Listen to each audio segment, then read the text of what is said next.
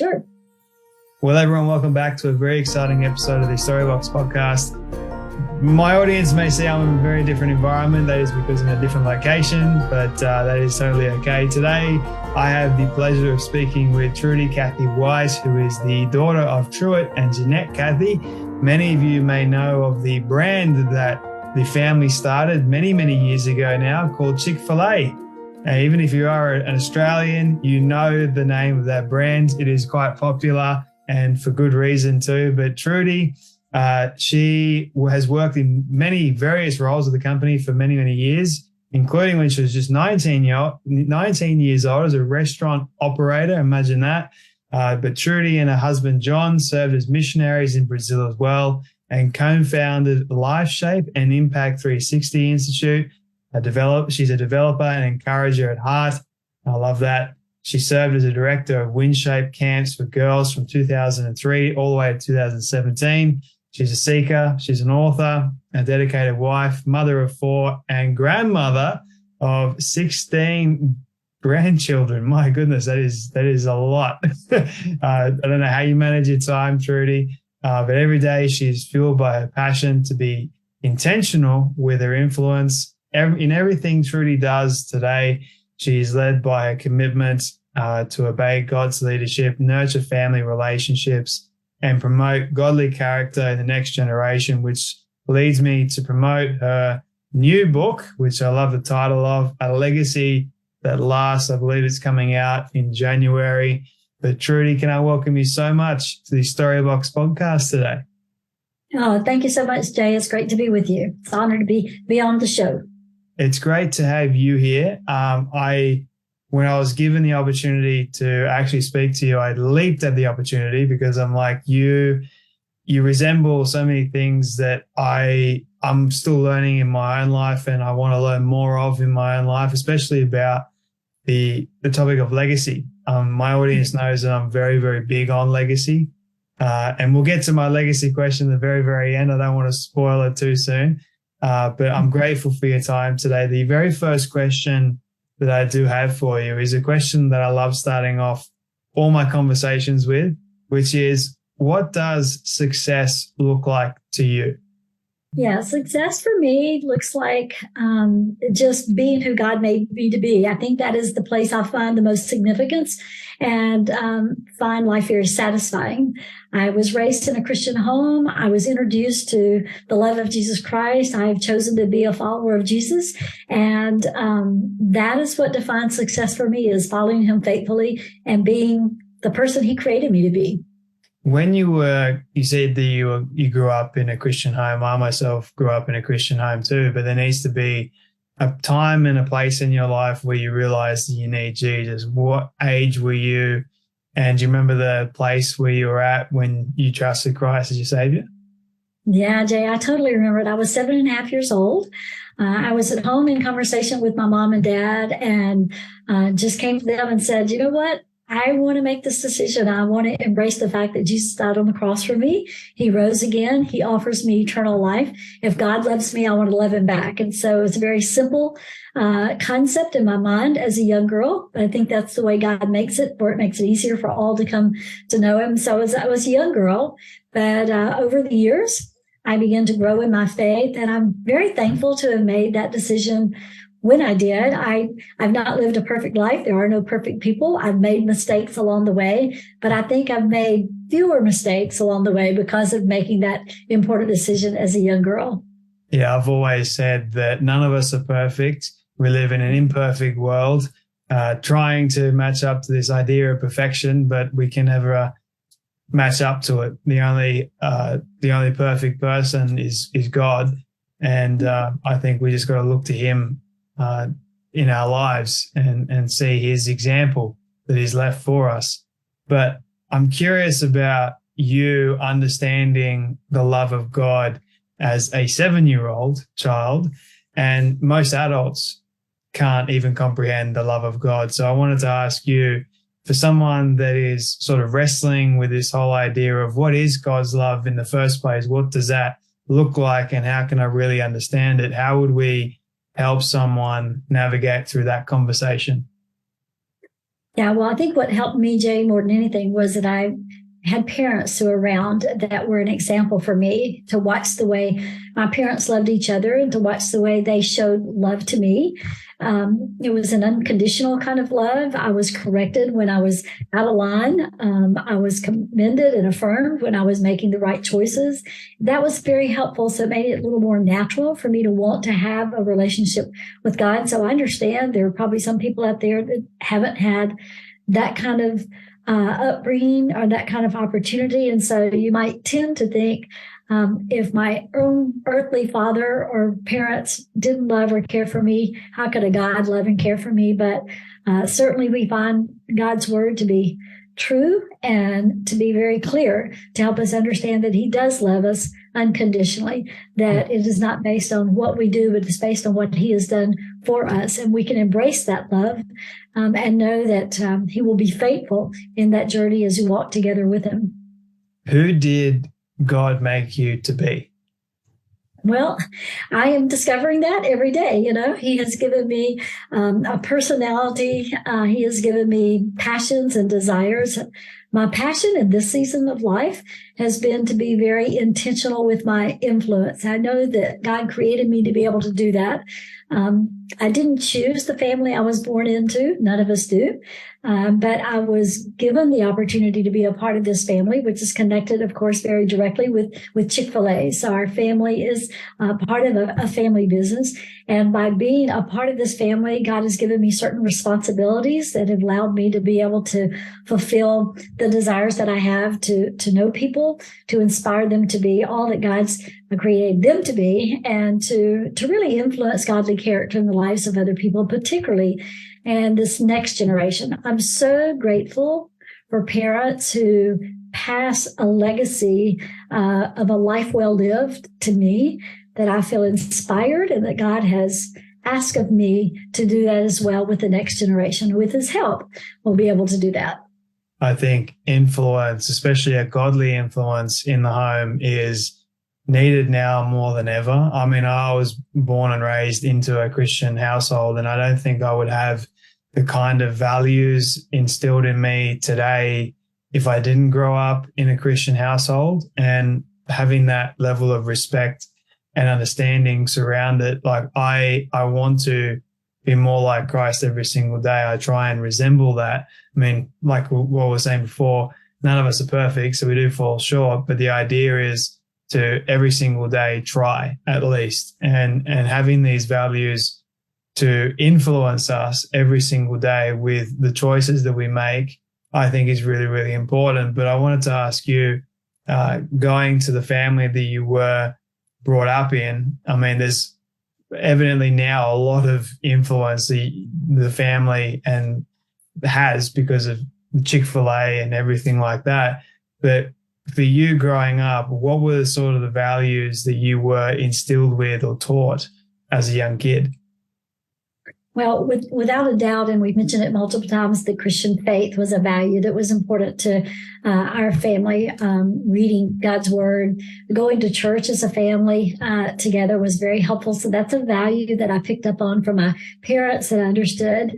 Later in life, I realized that consistency seemed to be something very important to my parents, a value that they exercised in their life, a value that they wanted actually to flow into the family business as well. You're in Australia. I know we don't have any Chick-fil-A's there, but we tell our customers that wherever you go, we would like for the food to be consistent. We want the service to be good. We want the quality of the food to be good, whether you eat it out on the West Coast or on the East Coast. We want there to be consistency in the product and the service that we give to other people.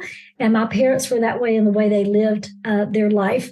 I grew up with my mom and dad. I sat at the kitchen table with my dad. I went to him to the support center, our office here in Atlanta, flew in him on private jets going to meet with other CEOs. And my dad was consistent. He was the same person wherever he went, which meant he lived a life of integrity. And I'm so grateful for him. That was a value that I noticed in their life. And both of my parents were highly influential. We all have so same sort of things to be able to steward. God gives us time to steward, and we are all responsible for that. God gives us talents and skills that we are to steward or manage well for him. God gives us resources, but he also gives us the opportunity of influence. Just the ministry you have going on, Jay, is an opportunity of influence. So we're to leverage all of that as well. So those are just a few of the values that I picked up on that were important to my parents. I don't know that they ever verbally said, these are our values, but they certainly lived them out and they were obvious. Yeah, they showed them, which is far more powerful than actually just talking about them, in my opinion. You mentioned integrity, the idea of, and also being consistent in these areas. I wanted to ask you about, for those people that don't really understand the importance of integrity, why is integrity so important? Well, first of all, we need to understand what integrity is. It's being who you are, no matter where you are or who's with you. Being that same person. And I think that when you have integrity, you practice integrity in your life, you build trust with other people. People get to where they can trust you. So when I was growing up and my parents said that they were going to do a certain thing, then I believed that they would do it because they were people of integrity. They always followed up on their word. And, particularly if we're in a season where we're raising children, that if we don't live a life of integrity, then the children question us. They don't really trust us, and you can't build a relationship if there's no trust. So that's super, super important. Why is integrity important for when it comes to leaving a legacy that actually lasts for people? Well, I think there's several things that happen when we exercise integrity in our life, and it leaves a legacy for others. It gives us something. It gives us an example, something to follow, right? So when we begin to trust someone, we begin to look at their life, and we actually view them as a role model for us. I know my parents were that for me. John and I, my husband and I, we have tried very much to be a good role model for our children through our life of integrity. And so we see now our children raising their own children, which are our grandchildren, and we see them doing the same thing, living a life based on integrity. And that trust is building and getting firmer and more solid. And because of that, this legacy is able to transfer from one generation to the next. And that's a beautiful thing to see happen. It's so easy in today's day and age to neglect your integrity, to say one thing and then do something completely different.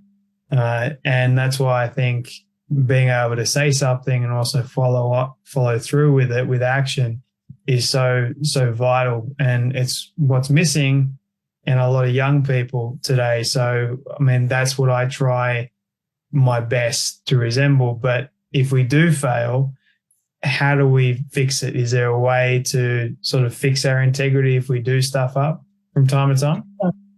I think we all mess up from time to time. I've made plenty of mistakes for sure myself. And one of the first things that we have to do is acknowledge that we kind of goofed up. We made a mistake. Maybe we made a choice that maybe we should not have made, or we did something we didn't follow through on what we committed to. And commitment's really, really important.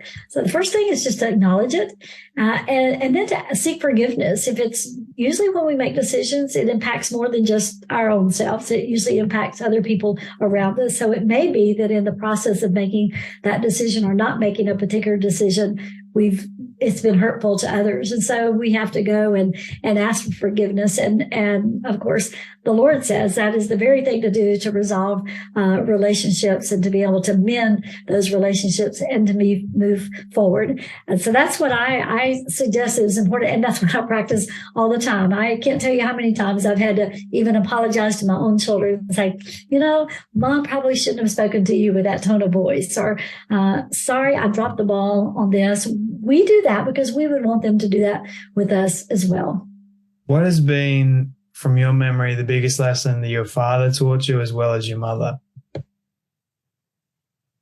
There are so many wonderful lessons that they have taught me. My mother used to stand at the back door and she would say, remember who you are and whose you are. I think that was a big lesson she wanted me to understand, not only who I was and the fact that it created and made in the image of God, but also whose we are. And when when we live our lives in such a way that we're able to be a reflection of God, then people notice that.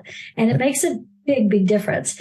When my dad was growing up, he wasn't very athletic. He didn't do very well in school. He barely finished high school. But when he was in elementary school, the school teacher gave the students a homework assignment. And it was to go home and find a Bible verse and bring it back written on a card. So when my dad went home with the help of his mom, she showed him a verse in Proverbs 22:1. It says, "A good name is rather to be chosen than great riches." And that was the verse that my dad wrote down, that the teacher actually selected and wrote it on the blackboard. And that was a big deal to my dad because he doesn't ever remember getting recognized for anything when he was a young child. He had a speech impediment that made it really hard for him to have relationships with others. And life was just hard for him. And when the teacher selected that verse, that became his life verse. So he tried to live that out. A good name is rather to be chosen than great riches. So I believe that when we put the focus in the right direction for our lives, when we understand what are the things that really matter to us in life, and to my dad, what mattered to him was to have a good reputation, not only his own personal name, but the business name of Chick-fil-A. And wherever people went, he wanted to know that people thought of good things when they heard the name Chick-fil-A. I think him having the focus on having a good name then led to him actually, I mean, people would know Chick-fil-A is really, really successful. So obviously riches came as a result of that, but his main focus was the good name. Do you have a life verse at all? I do, actually. Luke 1:37 says, "For with God, all things are possible." Interesting piece of that story is that my mom and dad began to, I have two older brothers who are very close in age. And when we were about 8, 9, or 10, my mom and dad said that if we would wait till we're 18, they would buy us a car of our choice within certain parameters, of course. And so when we were 8, 9, and 10, and they told us that, we were like, okay, whatever. But as we got older in age, the reason my parents did that is because they worked with 13 and 14-year-old boys in Bible study at church. And they often realized that what happened as soon as young people would get a car, they were gone from the family. They were doing things they probably shouldn't be doing and making bad choices. And so my parents wanted to delay as long as they could us having our own car to go places. And hopefully we'd be mature enough to know how to handle having our own car. And so we could drive the family car. My mother had a brown station wagon, and so we could ask for the keys and drive it and turn the keys back in. But we all agreed to wait till we were 18. And so when we were 18, my oldest brother Dan received his first car. My dad and mom put a little plaque in his car with a scripture reference, and each one of us began to choose a verse that we wanted to kind of live out in our life. So mine is Luke 1:37. I had that little plaque put in my car. It was a little white Mustang, Ford Mustang. And mom and dad were great in trying to help us understand that choices that we make are really important. And when we make good decisions, we get good results. When we make bad decisions, we get bad results. So I think my dad's focus on a good name and being able to enjoy the blessings from the Lord afterwards from that, more than just financial blessings, has been just the beauty of being able to be successful in business and to have a testimony in front of other people, to be able to honor God, because our purpose for being in business is to glorify God by being a faithful steward of all that's entrusted to us and to have a positive influence on all who come in contact with Chick-fil-A. I couldn't agree with everything you just said more. And has there been a choice in your life, Trudy, that whether it's been in the business or in personal family, that you have gone on later to regret? Choices that I've made that I've gone on to regret? Yes. Wow, that's such a hard question. I look back, there were times probably as a child, I wish I hadn't given my parents such a hard time growing up. I was a little hard-headed. I'm the only daughter in the family, thick-skinned. I have 2 brothers, older brothers. And so I think that's what made me kind of so strong-headed. So there are certainly some times that I wish that I had not given my parents such a hard time. I didn't make a lot of terrible mistakes or terrible decisions, but I gave them the run for their money as my parents. John and I have been married for 45 years, and we work hard every day in our marriage. We have a strong commitment to be lifelong partners, but that doesn't mean every day is easy. And so we're constantly working hard at that. I've made many a mistake in that relationship, in our marriage, maybe just in conversation, maybe disappointing him from time to time, and even raising our children. I have certainly made my share of mistakes, but I'm thankful for a God who forgives and for family who forgives as well. One of my values, one of John and I's values as a family has been gratitude, to be grateful for what we have and for grateful for what we're able to do and opportunities of influence. So I'm grateful for a family who extends grace to one another and allows us to be who we are, even with the mistakes that we make. Yeah, gratitude is an attitude that we all choose, even during the hard times and during the times that we often stuff up. And it's not easy, is it? Like can be downright painful at times, but then being able to come back and choose this attitude of gratitude, like I'm grateful for this situation that I'm currently in. I think that is the key to moving through it with a bit of grace and a bit of empathy and kindness to ourselves at the same time. So I wanted to ask you a few sort of questions about Chick-fil-A, if that's all right with you, Trudy, because I know I didn't want to make the whole conversation about Chick-fil-A, but I wanted to sort of ask some of these questions that will lead into more about your new book in just a moment. But how old were you were you around, like, okay, let me ask this question in a different way. Before you were born, was Chick-fil-A around, or did Chick-fil-A start after you were born? Yeah, I gotcha. Let's go way back to my dad opened his first restaurant when he was 25 years old in 1946. People don't realize he was in the restaurant business for about 18 plus years before he invented Chick-fil-A. So I was 9 years old when he invented Chick-fil-A in 1964. I do remember that really well. I didn't think it was a big deal. I didn't realize how big a deal it was, but he deboned the breast of the chicken, discovered he put special seasoning on it. He could pressure cook it in peanut oil, serve it on a toasted buttered bun. It was a hamburger bun because he was running a restaurant where he served hamburgers. So he just used those hamburger buns that he had, put pickles on the sandwich because he always put pickles on his hamburgers. And that was the first time people began to eat chicken as a sandwich. So that was in 1964, but it was 3 years later before he opened his very first, what we know of today as a Chick-fil-A restaurant. That was opened in a shopping mall called Greenbrier Mall, the first mall that opened in Atlanta. And my dad went to the mall developers, asked them if he could lease a small location in the mall to be able to sell his sandwich. And the mall developers said there is no way they were going to serve food in a mall. They said the smell would be terrible for the mall, and they said all the trash that it would have would be awful. But my dad was very persistent. He went back multiple times talking to these mall developers and told them that you have people shopping in your mall, but if they get hungry, they have to go get in their car and go somewhere else, and they're not likely to turn around and come back to the mall. But if you'll feed them, they'll probably stay around the mall a little longer. So they finally decided to allow my dad to open a small little restaurant there in 1967. I remember the day really well. My mother bought me a special dress to wear for the grand opening. I stood on the lease line handing out balloons to customers as they would come in the store. And I remember the day mostly because I didn't have to go to school that day. That was why it was significant to me. I love that. And because of that one store, how long did it take for things to sort of escalate and for people to start catching on and for the whole Chick-fil-A name to be known? Yeah, it took a while for customers to get used to eating chicken as a sandwich. So that was the first introduction to try to help people understand that.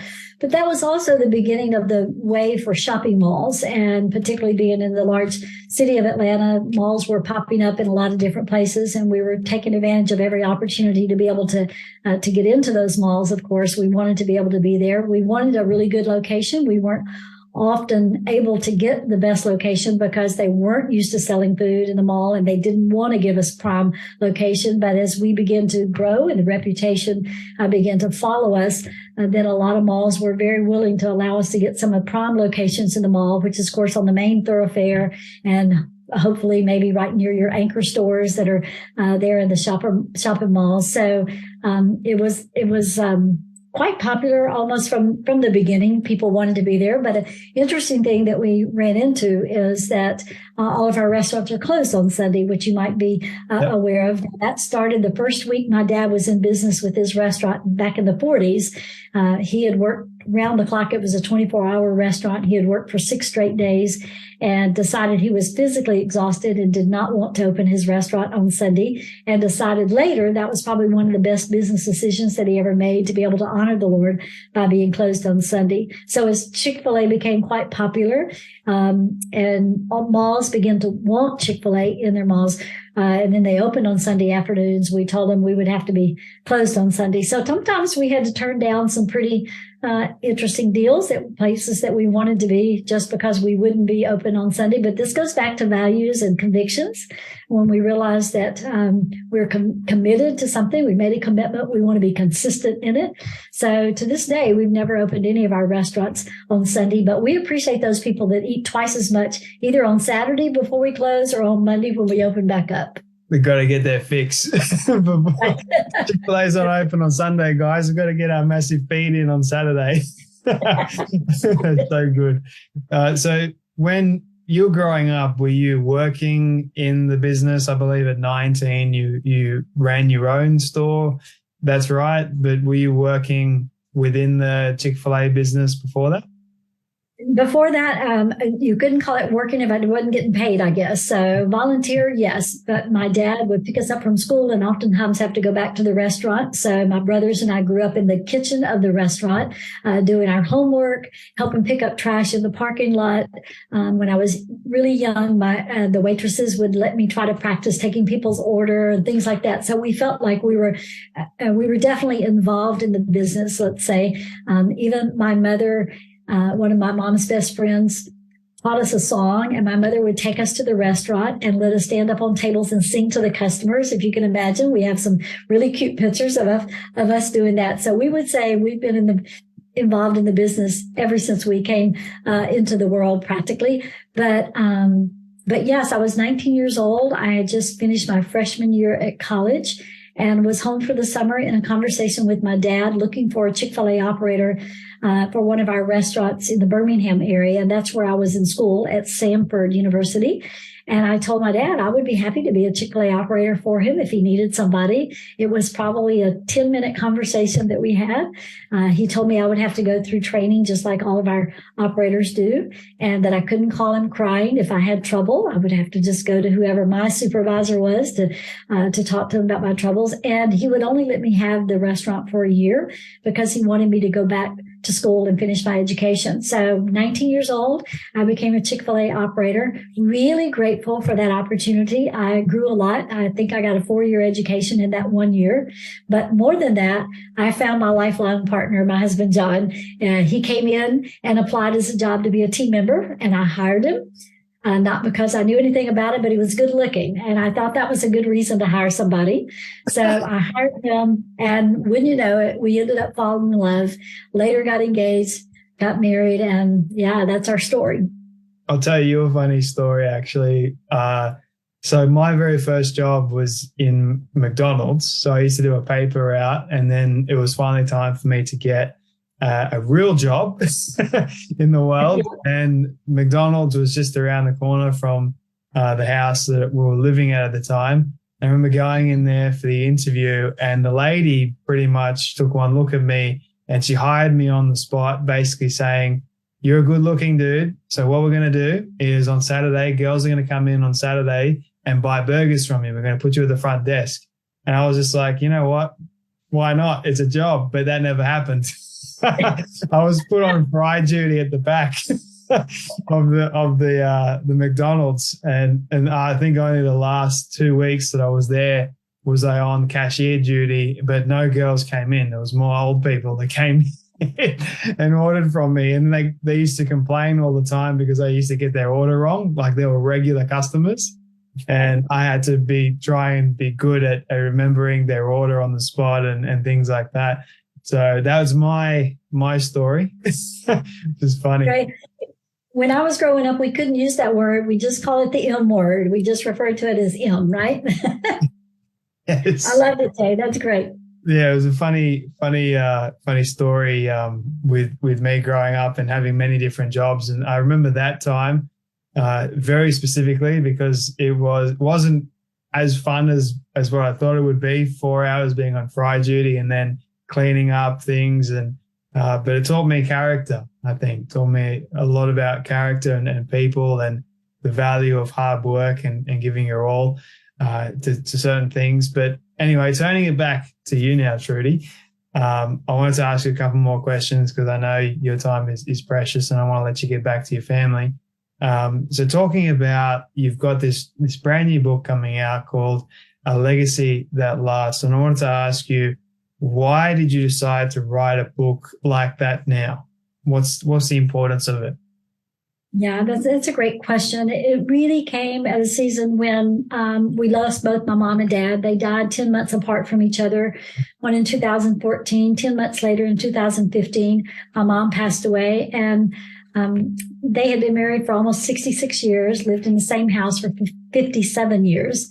Wow. And so it was the only home that my brothers and I knew growing up. But being the only daughter, being close by, I ended up cleaning through their house, going through their things. And of course, they didn't take anything with them. They left it all there for us to go through. And after I had sorted through everything, I realized the most valuable thing that they left us were not material things, but it was their life, which was their legacy. And so I realized the legacy we leave then is the life we're living now. And I wrote the book with a passion and a desire to help people understand, look, it's never too late for you to stop and ask yourself what really matters to me and what values will drive my decision-making process through the rest of my life. And so this book is really more of a guide and an opportunity to help you figure out, to be able to identify your values and then to preserve them, and then to understand how you can successfully transfer those values to the next generation. I just think that is so, so important. The legacy that we leave will be the life we're living now. How does leadership, we sort of touched on it before, but how does leadership in one's life play a role into legacy? Well, to be a leader worth following, you've got to have alignment between what you see as important and how you drive the organization and the company. I believe if there's a misalignment between those two, people are not going to want to follow you. They won't be able to trust you, like we talked about earlier. So super, super important that there's alignment in the life that you live, whether at work or at home. There has to be alignment. You have to be in sync with what you're doing, and I think that makes you a strong leader. People want to follow people of integrity, people who will lead and lead really well. Yeah.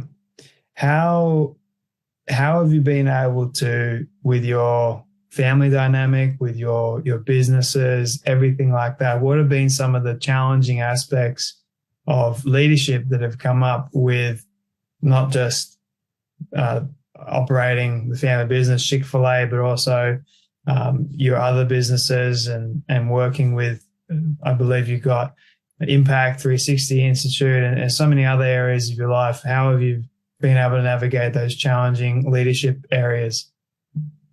Well, I think it's something we all have to deal with, whether we're a full-time mom or out in a career working or ministries of nonprofit. I think it comes back to this idea of commitment to what's important in life. And that is so much of what this book is about. It's asking those critical questions. What matters to me? And how do I live those out? And do other people see that these things are important to me? So being committed and having a sense of conviction about things is really, really important. And I feel like that, I know for John and myself, once we identified our values, then we start living those out, then then they become priority for us. And people appreciate the fact that you can say no to some things, and maybe they're even good things, but you say yes to the better things. And trying to manage that is really important. I think God has given us these opportunities to be able to steward and to steward them really well.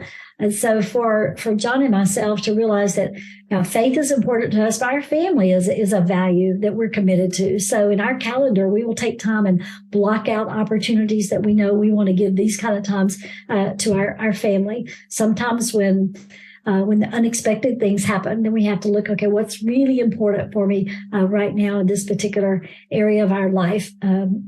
Generosity is an important value for us. And when we're leading, we have to realize, how am I generous with my time? There are times that I think, I just love to just do something for myself for a minute, and there's nothing wrong with that for sure, but we have to be careful that we don't get in that groove and do it all the time, that we have to be generous with our time for other people. There are some times that I'll get a text from a friend, and that text lets me know that I need to set aside what I'm doing and give some attention to this person who is in need right now. And so being able to juggle those things are very, very important. But when you identify your values, then it makes it a little easier to make the right decisions. What do you hope for the next generation of leaders and legacy makers? What's your number one hope? Well, my hope would come from a verse in the Bible that says, I have no greater joy than to know that my children are walking in the truth. And for the next generation, that is what I want more than anything. Is that this next generation understands what is truth and to walk in that. I think that verse comes from 1 John in the New Testament of the Bible, but that is what gives me really joy and motivation. Of course, first of all, for my own children and grandchildren and great-grandchildren that I don't know yet who they'll be. There's a great verse in Psalm that says, let each generation tell its children of your mighty acts. Let them proclaim your power. So that is what I want more than anything for this next generation. People can get a copy of your book pretty much wherever books are sold, Amazon. I'll make sure everyone knows where to get a copy of the book. Where can they connect with you, Trudy? Where do you want them to connect with you? Yeah, the best way to connect with me is our website, trudycathywhite.com. I'd love to interact with you all, and I'd love you to check out my podcast as well as any of the books, anything I can do to help you to be successful in life as we started this conversation, understand the significance and be all you can be as God has created you. I believe you are an amazing and a wonderful human being. I've got two quick final questions for you, Trudy, if that's okay with you. Sure. What do you love the most about yourself and your story?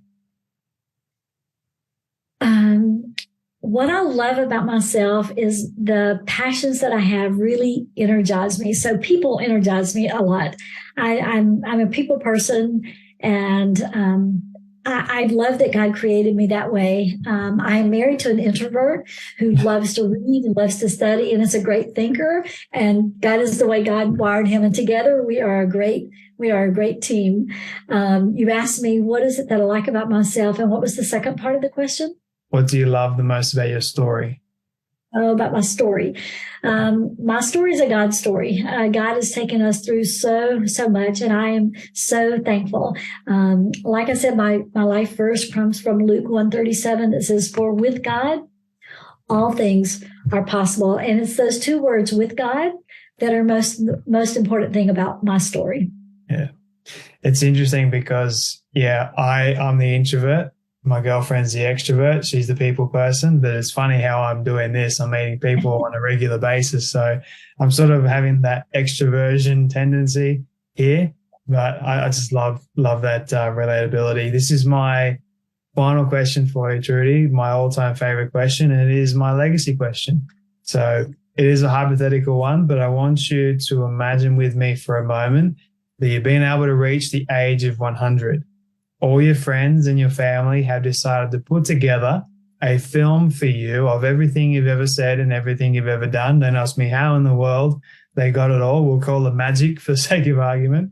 But they've been able to get it and show it to you on your 100th birthday. What do you want that film to say and to show about your life? I would want more than anything that film to say that I loved my God and that I loved my children and cared deeply for them. That is the most important thing to me. Is the greatest treasure that God has given me is a relationship with my husband, the opportunity to have children and to watch them grow and walk in the Lord. So if God can get the praise for all that, it'll be a great film. Absolutely. Trudy, it's been so good speaking to you. Thank you so much for your time, your wisdom, your advice, and for joining me today on the Storybox podcast. Thank you, Jay. Thank you so much. I'm honored to be with you.